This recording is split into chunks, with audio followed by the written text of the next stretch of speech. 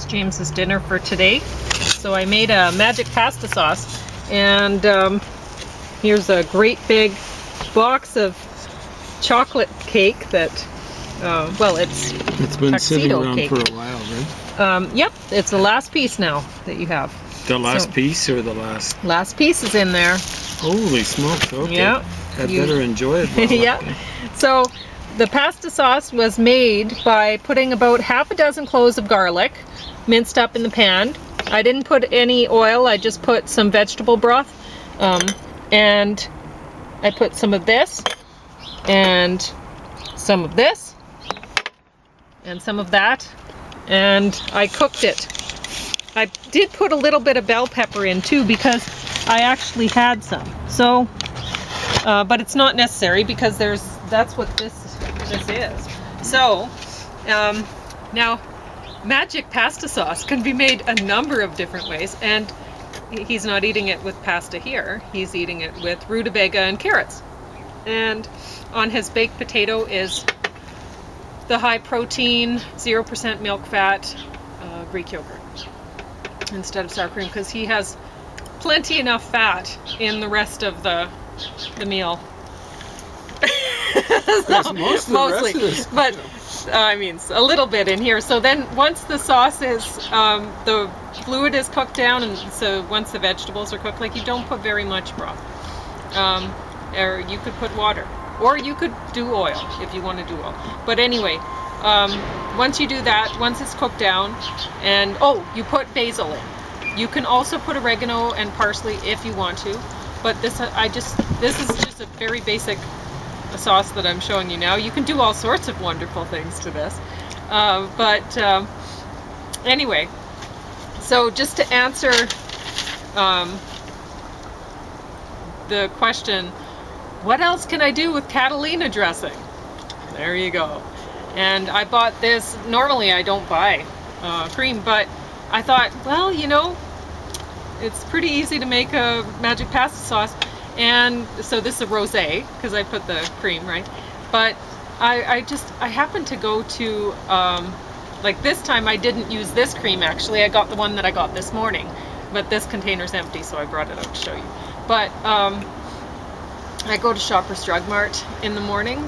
Not every week, but anyway, once a week I'll go to Shoppers Drug Mart and I'll look at what they have on discount for the food. And this was, I think it was about $1.30 for that whole container of cream, which is just crazy. It was so cheap. So I thought, may as well do magic pasta sauce. And this week I went back, and the cream, I got a half of size of that container, and it wasn't as thick of cream, so he's not getting as much milk fat in that, because it was a half and half instead, and I think it was about the same price. So, but still, it's a good price, even, you know, for that. So, and I brought this little beauty out here so I could show you. We were given this today, lovely spaghetti squash, and so if you have a nice big pumpkin carving knife, then it really comes in handy for eating squash. So if you are a vegetarian, you need to get a great big knife. You might think, oh, I don't need that because I'm never going to cut meaty things that need a big thick knife. But yeah, you need it for the squash. So tomorrow we might be waking up to snow or sleet or something like that. It's only a high of +4 tomorrow. It's lovely right now, but that's great because then I get a chance to do some more baking. So I can bake some more potatoes and bake some more squash and stuff like that. So what I'll do is I'll cut this guy in half. I have read that some people will just bake them just like they are. I don't recommend that, because when you go to take this out of the oven, even wearing oven mitts, it might just explode on you. It's dangerous. So cut it in half first, take out the seeds, and then wrap it up in some foil so you get to keep this nice, beautiful yellow color. And plus it keeps the skin just, wow, he's ambitious. Or she, I suppose, would be. You wouldn't expect to see wasps this time of year.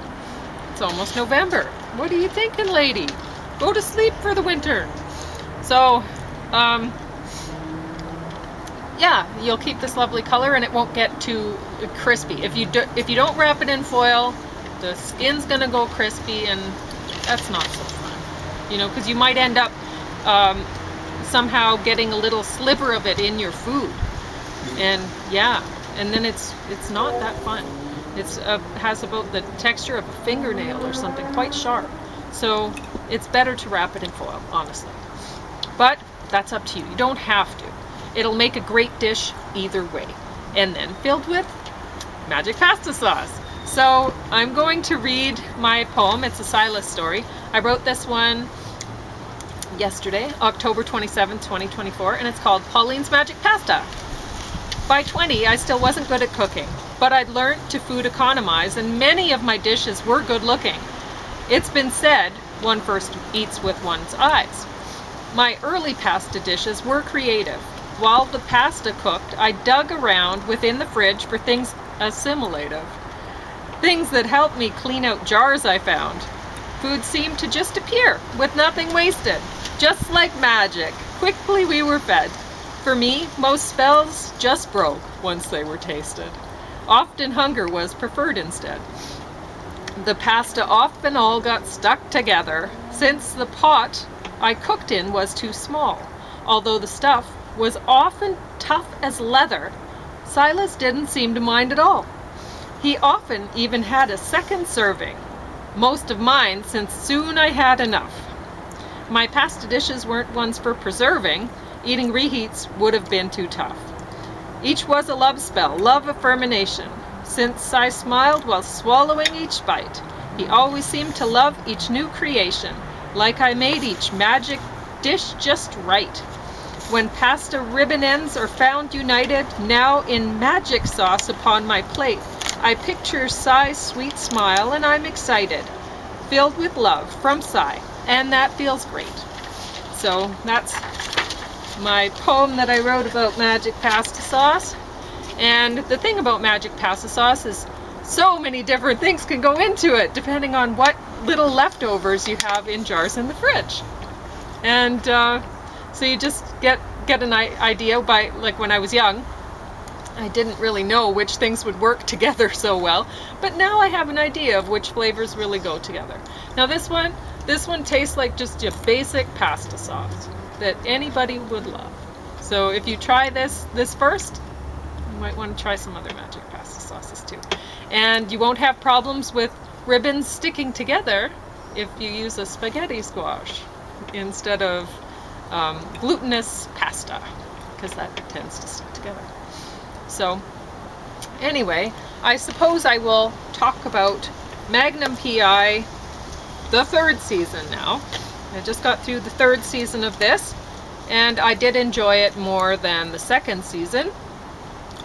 And it got top of the stack above On the Beach, which I did not expect, because this has some big names in it. Gregory Peck, Fred Astaire. I was like, huh, what's he doing in there? And honestly, I don't know what he's doing in there, because he's not dancing in there. It's a serious movie. Yes, it's a very serious movie. So Ava Gardner and Anthony Perkins.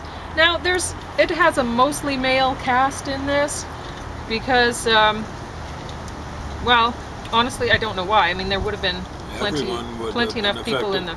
Yeah. So you knew about this movie? I've read the book. Oh, wow. Huh. By Nevil Shute, I think. Wow. I didn't know that this was that.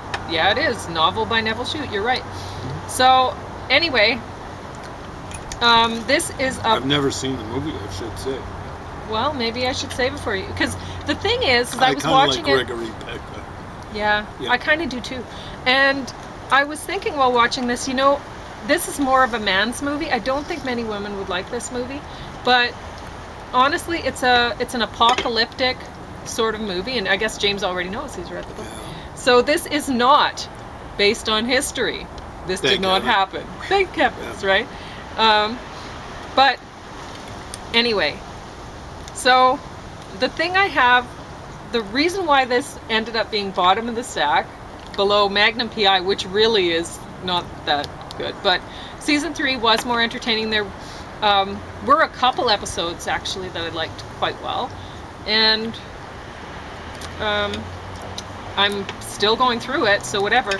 And I could, if I, like when I was sitting down going, oh, which one should I put above? Well, if I had to, I would sit down and watch season 3 Magnum P.I. over again, years to come.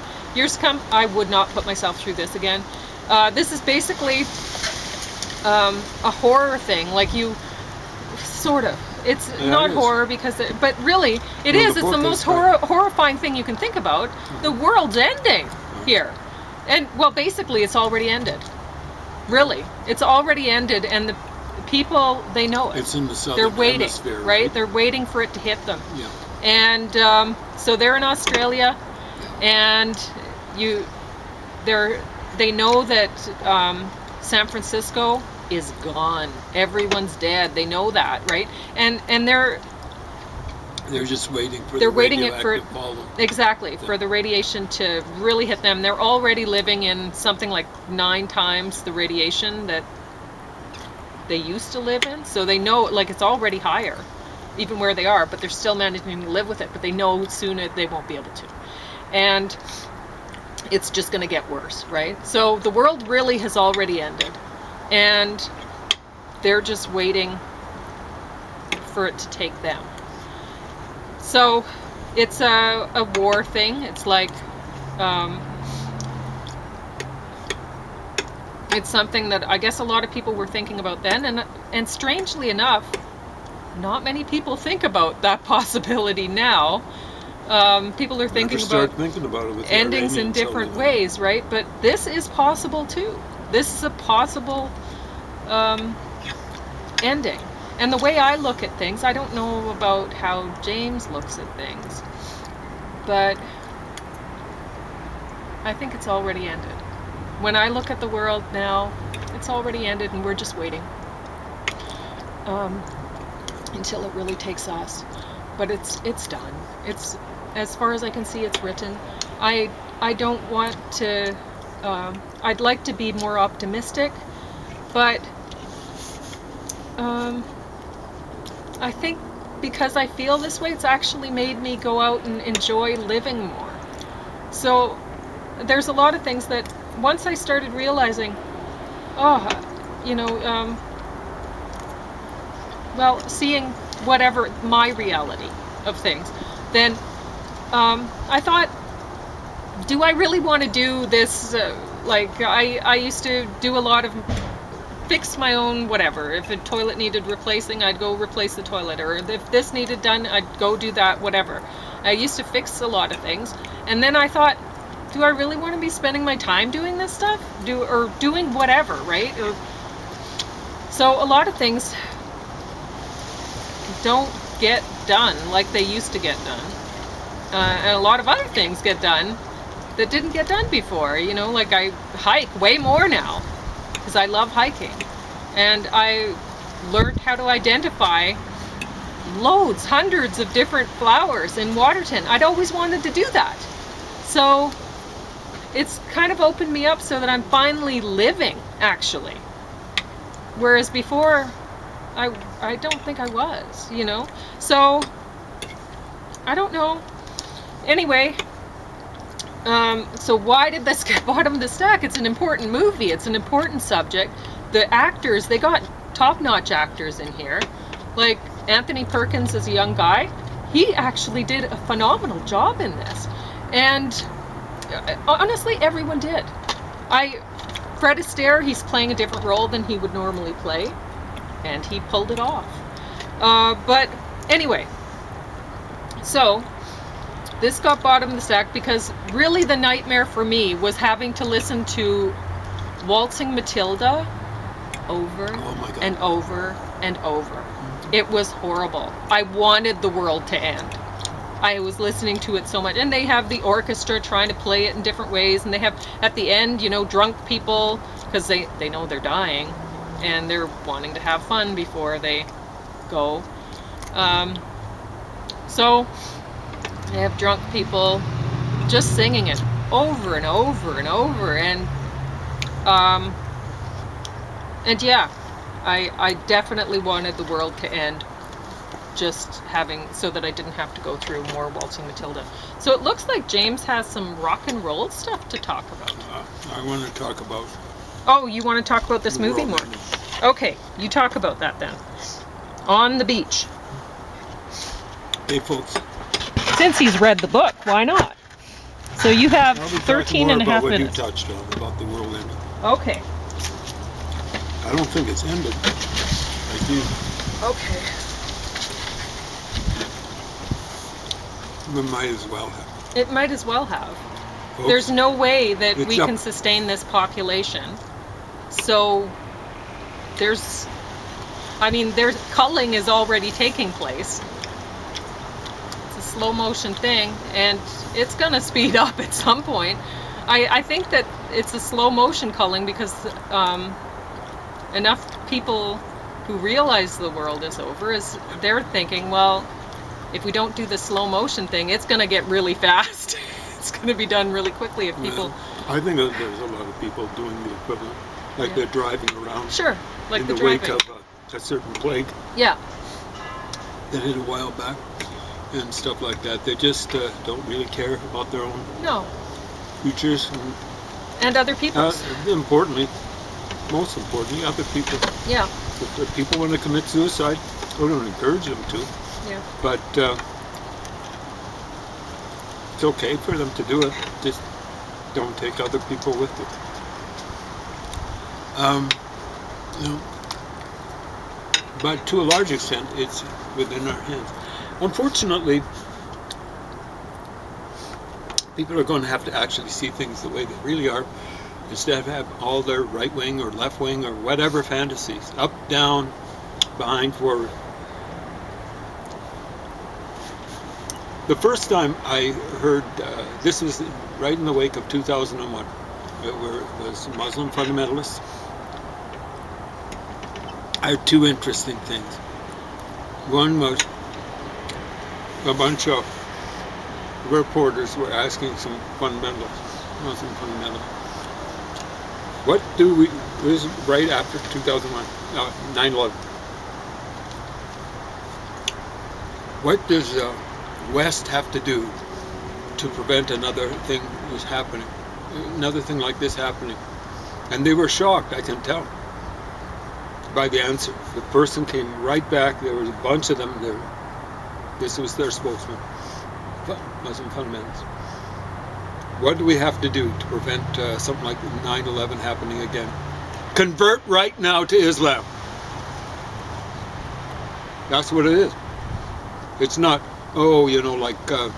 get out of the Middle East, get the Jews out of Israel, or as it's misnomered, Palestine. Nothing like that. Stop the capitalism from exploiting people. It was convert to Islam right now. The other one that I heard right after there was, what was it? Kind of forgot. Get upset when I hear that, because it's not what particularly left-wingers want to hear. Other fundamentalists. They thought this was profound.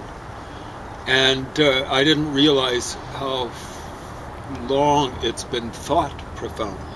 But they said, it was another group of fundamentalists, understand. And folks, you'd better understand this. But Muslims, you better understand the implications too, okay? You'd better understand that we Muslims love death as much as you non-Muslims love life. There's a threat there. But understand, that goes back hundreds and hundreds of years. That was the threat. Understand, I'm not making it up. Check it out. They'd be threatening people that they'd be telling, convert right now to Islam or else. What they'd be saying is, the people in our armies love death. They're looking forward to going to paradise because they're promised that if they die as a martyr for the Muslim cause. spreading the Muslim religion, not defending it, spreading it. Defending, of course, it comes with it, but also just spreading it, attacking other people to spread the religion. They love death, or so they claim. I believe them. As much as non-Muslims love life, there's a threat there. Now, Muslims shouldn't be going around even thinking this, but they should never go around saying that, because there'll be people like Vladimir Putin, and there'll be people like, who knows what Donald Trump thinks, but all sorts of other people. People in various militaries around the world. Can you imagine saying that to the communist Chinese?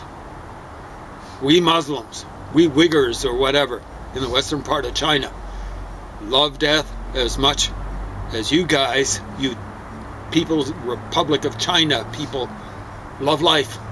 There'll be people, Putin will go, well, that can easily be arranged. We'll get the life that we love so much, and you'll get the death that you desire so much. And they'll be thinking the same thing of People's Republic of China. Wow!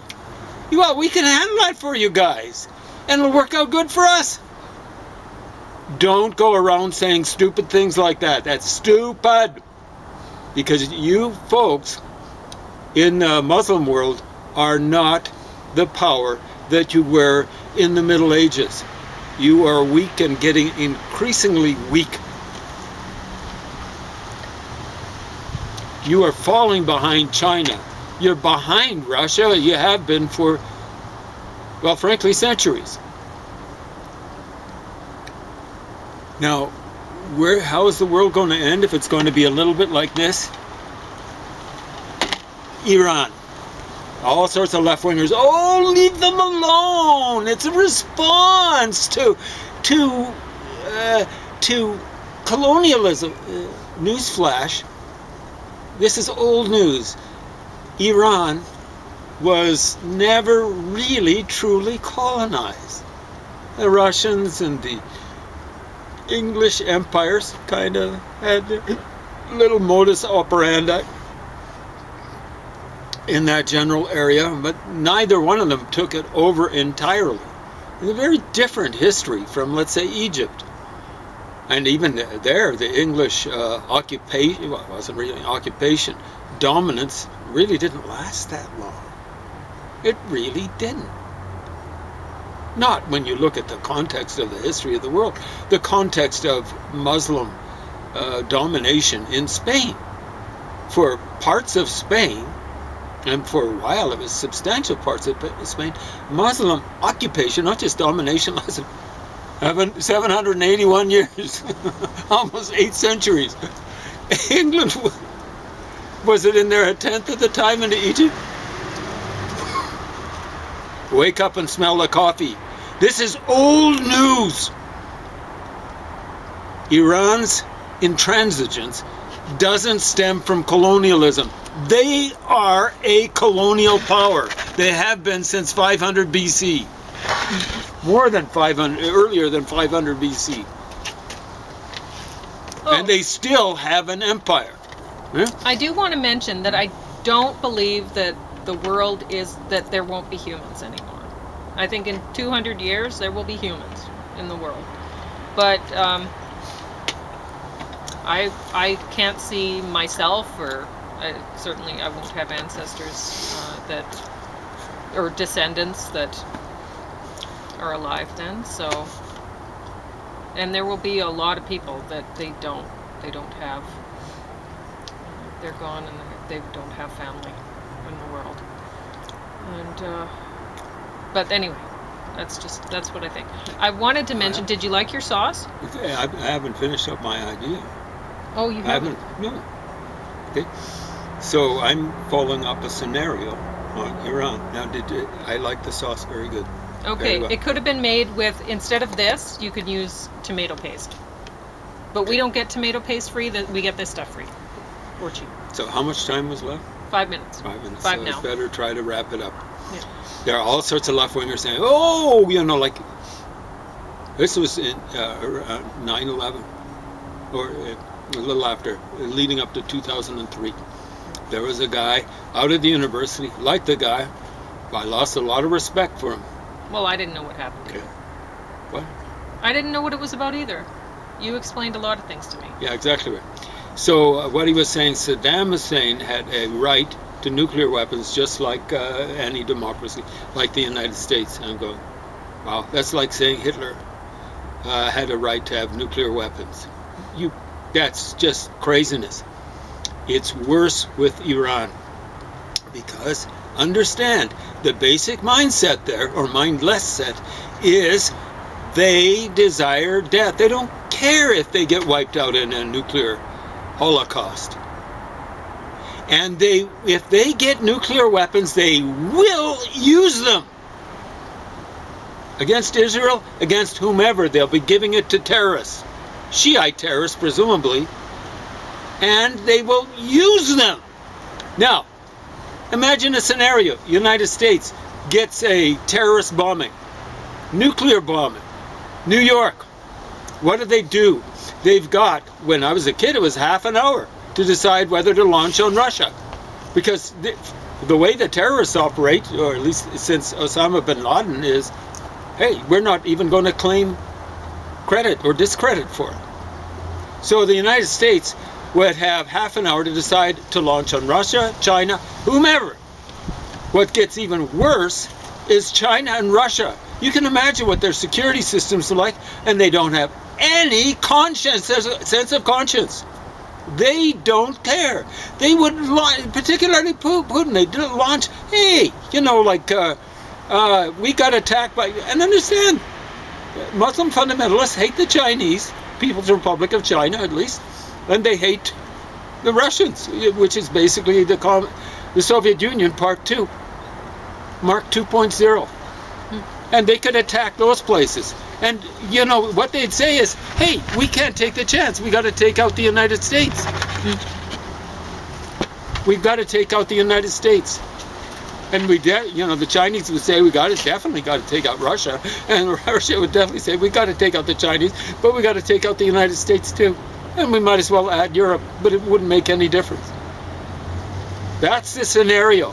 You folks, really sensible people would say in the whole world to just take over Iran. Make sure it doesn't get nuclear weapons. Does that strike one like being like colonialism? It's that or death, you stupid fools. Enough said. You wrapped it up, even with me talking, because you still have a minute to go. Yeah, it doesn't matter. Just sign off.